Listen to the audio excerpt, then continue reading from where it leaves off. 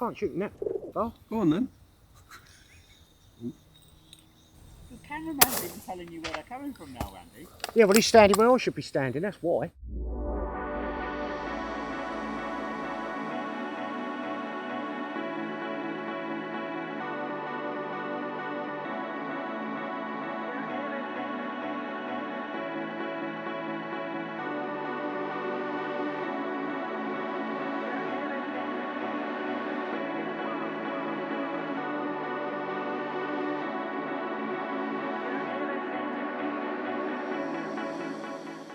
We've arrived here again today. You gave us the call, said there's a bit of pigeon shooting down here. So what can we expect today? There's a few flying through here.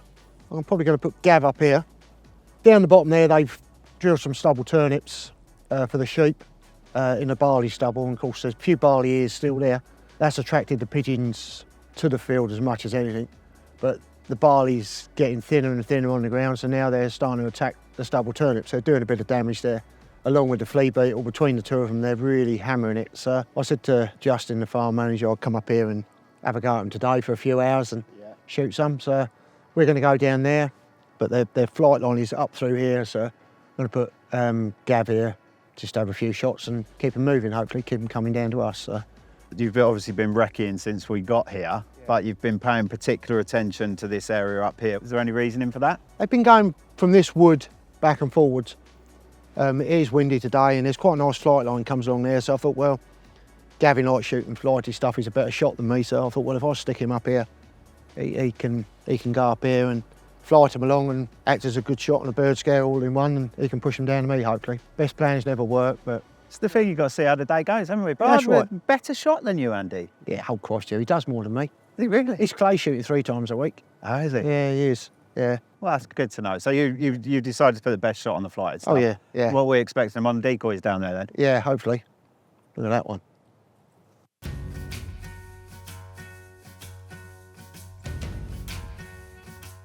The wind's blowing straight down the field, not ideal, but I know they're going to follow this hedge line. I hope that they're pulling here easy enough. I'm going to sit on this end of the trees. Right. So you're hoping to get them from both sides then? Obviously coming in on that flight line and over there. Gavlar's right up over the top of the bank there. We probably won't hear much of his shooting, but he should get them stirred up and keep them moving. That's the idea of him up there today. Yeah. But this is where they've been doing the damage, like I say, just over the hedge, so that's why we're here. All makes sense. Better get set up then, mate, haven't we? Yeah, we had. Let's go for it. Right.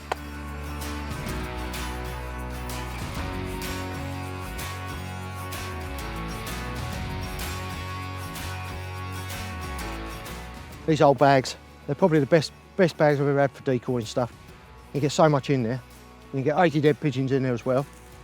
You need to be a man to carry them. That's why I have struggled. But yeah, these are the business, they really are.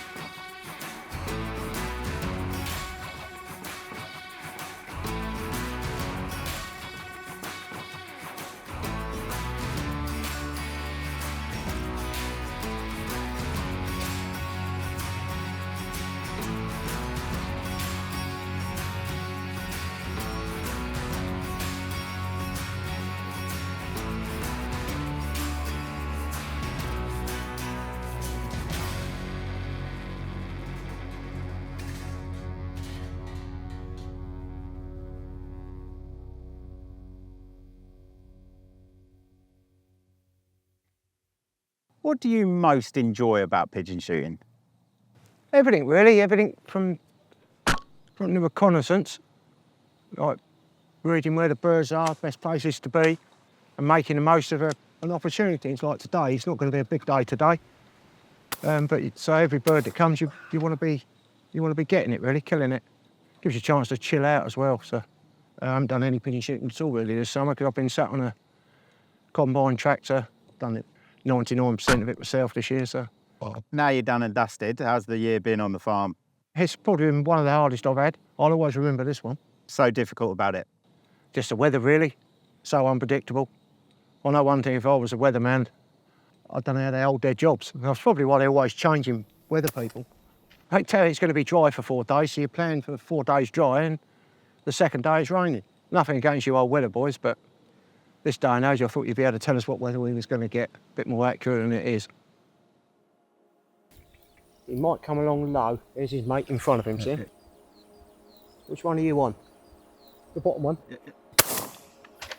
That one? I have both, yeah.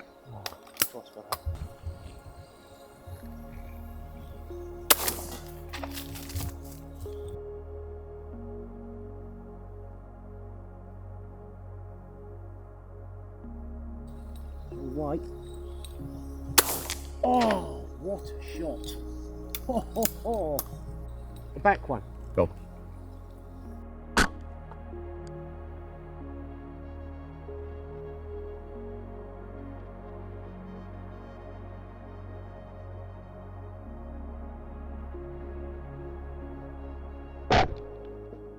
So you're folding them nicely today, Andy. What cartridge is you on? What I always use, the clear Pigeon. The combination out of this gun is unbelievable. Let's see if I can fold this one up.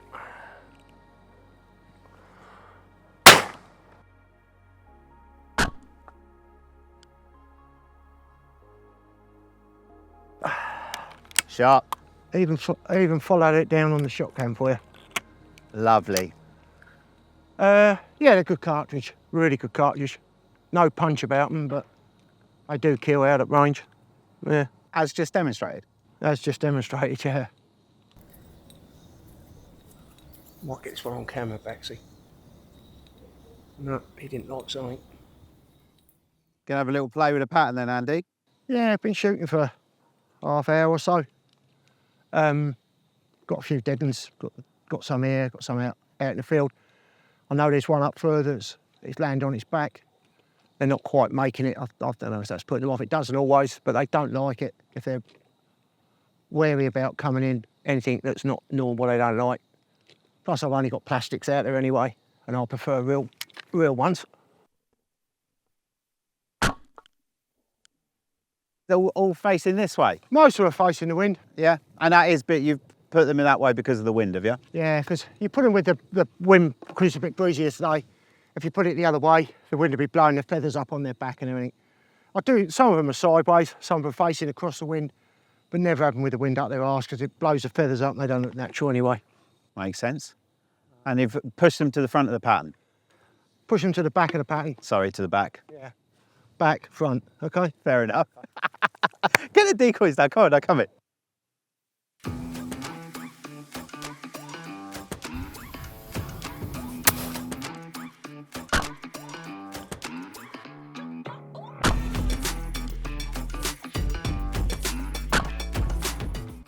Tell me Yeah, go on. the best thing about being Mr. Andy Crow, well-known pigeon shooter, and tell me the worst thing about being Mr. Andy Crow, well-known pigeon shooter. Starting with the worst. I think the worst, the old cameras follow you about a bit. Getting away, don't they? They do get in the way. Bax is quite good at it. Getting in the way and good at filming. Yeah, that's one of the downsides. Like I say, I'm here to chill out and you've got a camera in your face and in the back of your head and jumping about. You're trying to get a shot all the time, so you're not shooting it when you want to, you shoot it when it's good for the camera, or try to. In the early days with David from Fieldsports, it was frustrating, hard work, but quite good he's learnt now. But yeah, he's good at filming and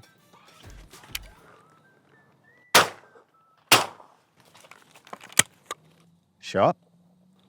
yeah. And that also happens when you're filming. You're talking to the camera and all of a sudden... That's twice that's happened. But yeah, I won on it first time, killed it second, so I was happy with that.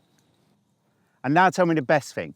The best bits is just trying to teach people how to make their bags bigger and hope they learn from some of the stuff I do. Yeah, that's the best bit. And getting to know people.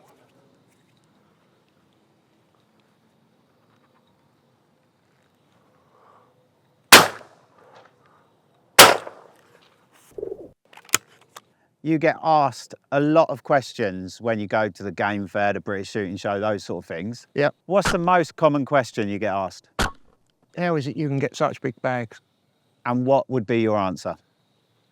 Combination of a load of things. There's a good pigeon area which I shoot. I'm the only person that shoots most of the ground, so I'm not saying I'll let them build up, but I don't pester them. And the other thing is reconnaissance. I spend a lot of time looking at the pigeons here. The last 10, 12 days I've been driving around, finding pigeons and looking where they are and working out how many I'm going to shoot at each place.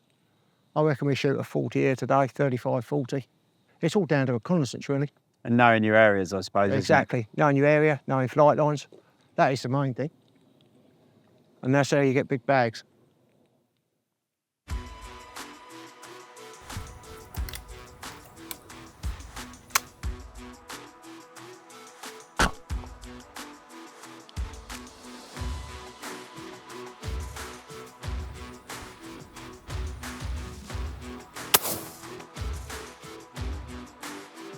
All right, bloody hell, I can't shoot in that. Oh. Go on then.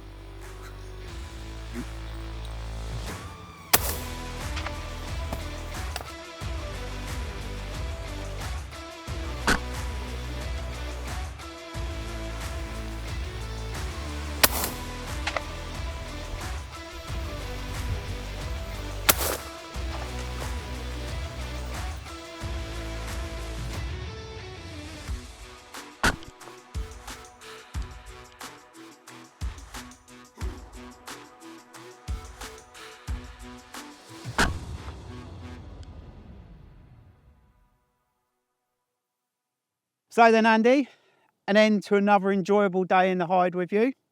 How we gone? Yeah, all right. I got the first one, then missed the next couple, and it got to me a little bit, but I sorted them out in the end. Yeah, it went really well. I was expecting 35 and 45, and it's just over 40 there, so I'm well happy with that.